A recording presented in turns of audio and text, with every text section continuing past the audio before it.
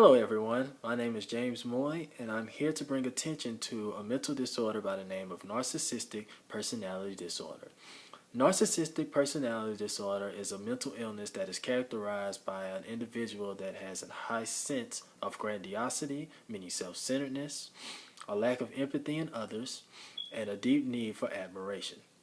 Narcissistic Personality Disorder, formerly known as megalomania, has a historical background in which several figures have been seen to have symptoms of narcissistic personality disorder. These individuals include Narcissus, in which the term narcissism derives from, Adolf Hitler, Joseph Stalin, and Alexander the Great. In present, an individual known as Donald Trump, the President of the United States, has also shown great signs of symptoms of narcissistic personality disorder without officially being diagnosed with the mental illness. Now, narcissistic personality disorder has been seen in as many as 6.2% of the United States population, with 75% of them being as much as men.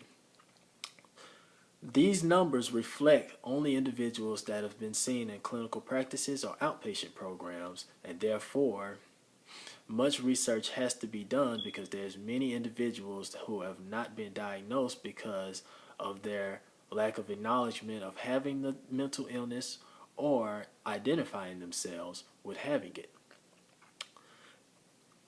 Therefore, I advise many individuals or individuals around others who have shown signs of these symptoms, such as high sense of grandiosity, meaning that they're very, very high-centered on themselves to the point where nothing else matters, or they have a lack of empathy in others, meaning that as long as it's not about them, they can care less, or they have a deep need of admiration, meaning that every time they wake up in the morning, they deserve a trophy. I suggest that these individuals seek mental health specialists that can help determine whether or not they have this mental illness. A risk factor for this mental illness includes young single men.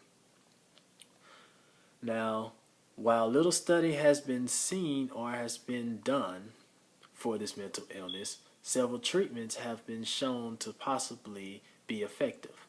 These treatments include client-centered therapy, which puts an emphasis on encouraging the client to be involved in their own treatment. Cognitive behavioral therapy, which puts an emphasis on positive thinking for the client.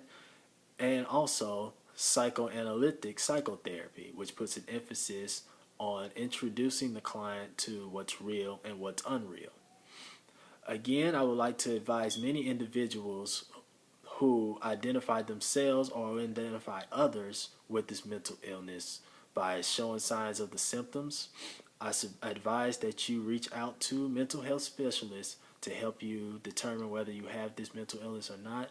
And I also advise many researchers who are researching this project to help us to progress more on this mental illness, to help many individuals who suffer from this mental illness to return to a normal standard of life. Thank you.